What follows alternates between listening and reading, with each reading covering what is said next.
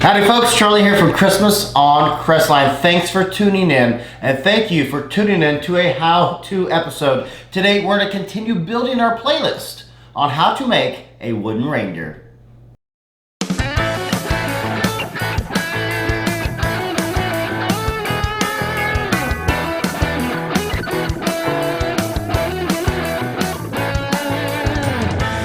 And to the end of the video, got a cool shout out today as someone has helped me gather all this material, and I'm going to talk to you about them.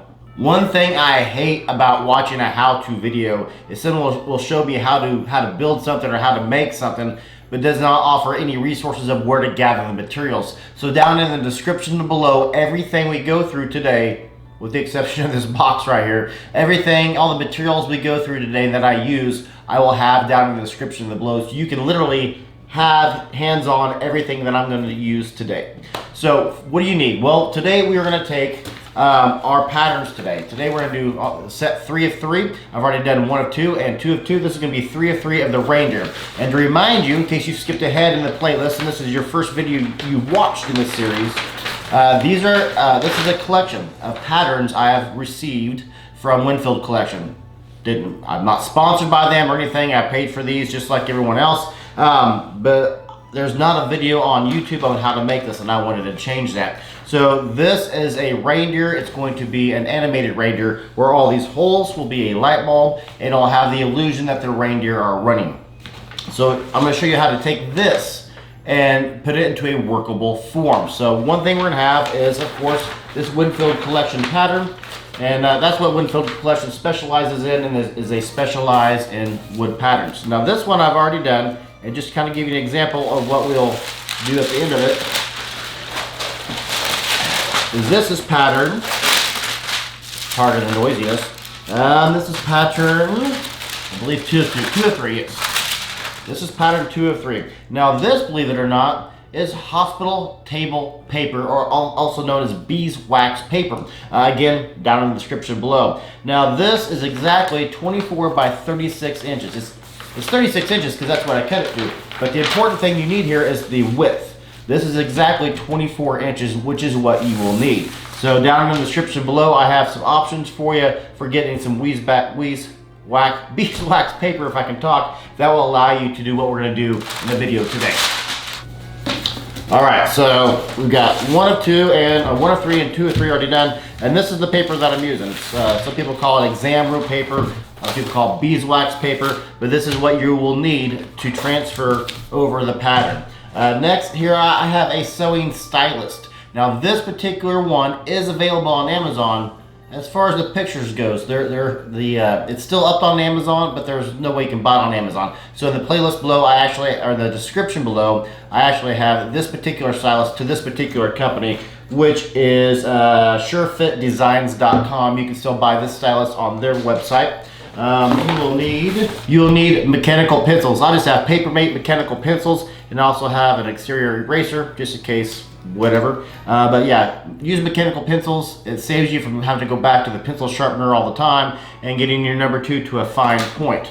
You also need, and this is a lifesaver folks, removable tape. Now all tape is removable because you can rip it off, but this is designed to go on and off, on and off, on and off paper without tearing it. So you can see on here, obviously there's instructions. If I tape right here, the ink or the words might come with the tape. So this removable tape, down in the description below, is designed to use on paper to take it on and off without ripping the paper. Pretty cool. So we got our design, we've got our stylus, we've got our beeswax paper, exam room paper, we've got our pencils. Time to start. Something of note, and something we're going to dive deep into in the next video, is having good solid cardboard or corrugated plastic. This here is an inch thick. It's heavy duty cardboard. I'll leave links down in the description below for cardboard or for corrugated plastic. I'm going to use cardboard. Corrugated plastic probably is the better way to go because this is what you're going to have as your permanent pattern, and it also allows you to lay it down on kitchen tables or surfaces without cutting through that surface or leaving any marks on it. But in the next video, we're going to dive much deeper on what to use for a permanent pattern. Today we're going to use cardboard. So I'm gonna take my removable tape here and just tape the edges to the cardboard. That way it doesn't move as I am tracing around the pattern.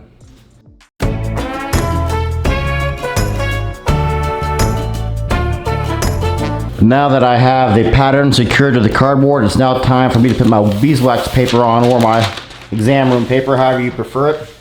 This is a 24-inch wide roll.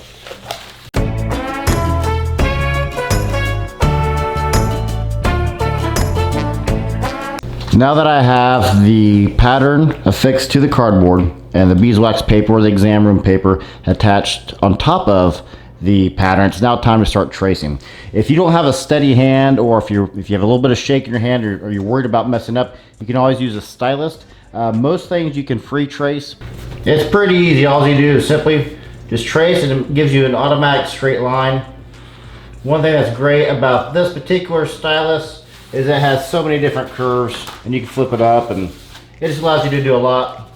It's important that you always have an eraser, because you are going to make mistakes. Don't do this in pen. You always want to do this in pencil. That's one great thing about this paper, is it allows you to erase on it, and it's transparent so you can see through it.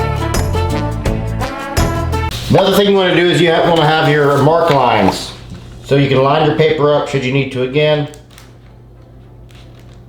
Also called a match line.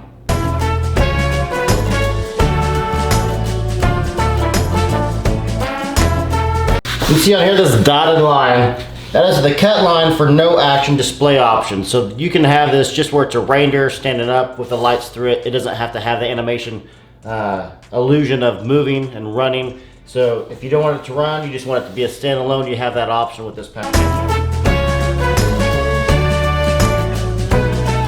Inside these circles, you always, it says cut out, cut out, cut out. That means you're actually going to remove this portion. So when I do this, I always just like to put cut out on here. It doesn't have to, the words don't have to match up to the circle. You just have to remind yourself and give yourself a visual cue that you're going to remove these with a jigsaw later in a later upcoming video, but we will remove these portions because they do need to be cut out to give the illusion that they are legs.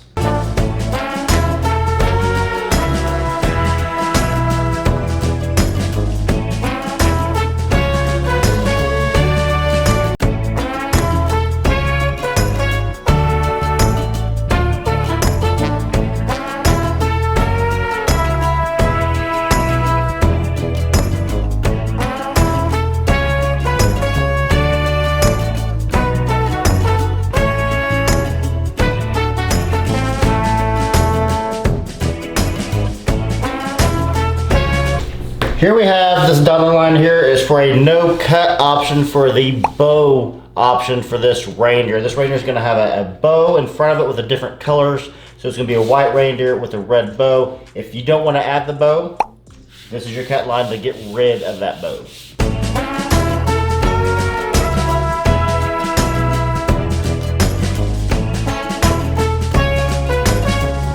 All right, all my lines for the reindeer have been traced. Now I need to go through it and do every individual bulb. The thing I'm going to concentrate the most on these bulbs is the center line, because that is where my drill bit's going to go in that point.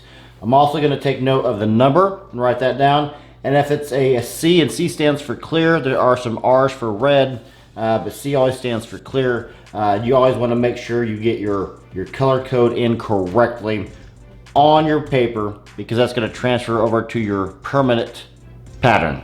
All right, so all done tracing. Actual tracing time was about 62 minutes by myself. You can see on here, and we'll go more in depth on this in the next video about what every hole means. There's A, there's B, there's C, there's CR, there's RD, there's some gray ones, there's some triangle cutouts. We'll go through it more in depth in the next video. But this is just the next step. After you unbox it, this is what you need. You're gonna need some cardboard or some corrugated plastic that you're gonna trace. You're gonna need some removable tape, a tape dispenser if you need to. If you don't have a tape dispenser, it adds time. The first one I traced, I did not use a dispenser and added probably 10 minutes of the tape. So I have 2 out of 3 done. Now I have 3 out of 3 done. Again, the items you'll need to get to this step is you'll need your removable tape or dispenser. You're gonna need some mechanical pins. You're gonna need an eraser. An extra eraser always helps.